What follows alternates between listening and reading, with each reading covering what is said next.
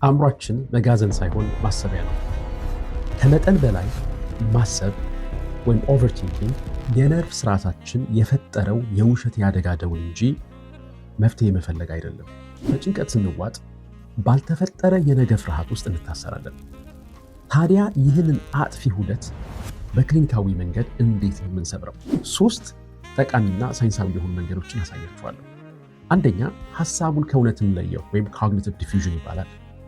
አሉታዊ ሐሳቦች ሲመጡብን ይህ ጊዜያዊ የጭንቀት ሐሳብ እንጂ እውነተኛ አደጋ አይደለም በማለት እንለየው። ሁለተኛ፣ ወደ አሁኑ ቅጽበትን መልሰው፣ ይሄ ግራውንዲንግ ይባላል። አእምሯችን ወደ ነገ ሲሮጥ አካባቢያችን ላይ ያሉ ነገሮችን በማስተዋልና በጥልቀት በመተንፈስ የነፍስ ስርዓታችንን ማረጋጋት እንችላለን። ሶስተኛ፣ ከሐሳብ ወደ ወረቀት እናወጣው ወይም ደግሞ ወደ ስልካችን የሚያስጨንቅ ነገር በጭንቅላታችን ከምናብላላ ወረቀት ላይ መጻፍ። ለምን? አእምሮ መጋዘን ሳይሆን ማሰቢያ ነው። የሐሳብ እስረኛ አንሁን። ውህደቱን ዛሬውኑ እንስበረው። አእምሯችንን እናድስ፣ ሕይወታችንን እንለውጥ።